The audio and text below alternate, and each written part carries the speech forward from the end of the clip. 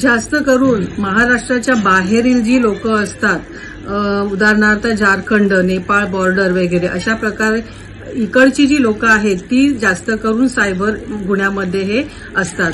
आणि आपण त्याच्यासाठी काय करायचं तर कुठल्याही लिंक वगैरे जर आल्या तर त्या डाउनलोड करायच्या नाही।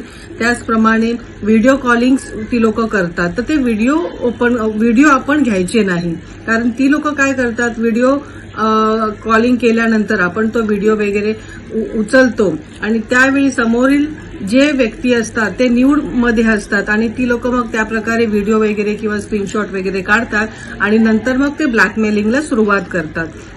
तर अशा वेळी जर इनकेस त्यांचा फोन तर तो व्हिडिओ कॉलिंग उचलू नये आणि इनकेस जर तुमच्याकडून जर तो उचलला गेला तर त्यावेळी न घाबरता लगेच मुंबई पोलिसांना किंवा पोलिसांपर्यंत लगेच पोचावं आणि त्यांना हा जो काही प्रकार घडलेला आहे तो न घाबरता सांगावा आणि जितक्या लवकरात लवकर सांगता येईल तितक्या लवकरात लवकर सांगावा। किंवा त्याच्यामध्ये जर तुमची आर्थिक नुकसानी झाली असेल तर ती लवकरात लवकर रिकव्हर होण्यासाठी पोलीस यंत्रणा तुमच्यासाठी लगेच जे काही खबरदारी घ्यायची आहे त्या घ्यायला सुरुवात करतील। तर याच्यामध्ये काही निर्भया टीम आहेत किंवा सायबर क्राईमच्या टीम आहेत, सायबर डीओ वगैरे आहेत, तर आणि पोलीस प्रशासन वगैरे सगळ्या काही याच्यामध्ये जे आहेत ते मदतीला नेहमी तत्पर असतातच। त्यामुळे कुठल्याही महिलेने काहीही अशा प्रकारचं जर काही इन्सिडेंट झाला तर न घाबरता लगेच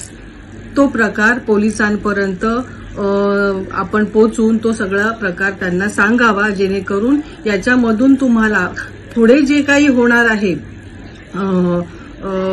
जो तुमच्यावर ती लोक जे ब्लॅकमेलिंग वगैरे जे काही करणार आहे तर तो प्रकार न घडता तुमची आर्थिक नुकसानी भरपाई वगैरे जी काही ती करून देतील आणि त्याच्यातून तुम्हाला पूर्णपणे बाहेर काढतील।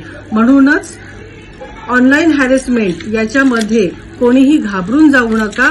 पहिलं तर याच्यामध्ये सतर्कता बाळगा, कुठल्याही लिंक डाउनलोड करू नका आणि फेसबुक फ्रेंड्स वगैरे जे काही तुम्ही ज्यांना ओळखताय त्यांनाच तुम्ही फ्रेंड रिक्वेस्ट त्यांची एक्सेप्ट करा, ती सुद्धा तुम्ही पडताळून बघा आणि उगाचच कोणालाही व्हिडिओ कॉलिंग वगैरे याच्यामध्ये या भानगडीमध्ये पडू नका आणि कोणालाही आपले फोटो किंवा व्हिडिओज हे पाठवू वगैरे नका।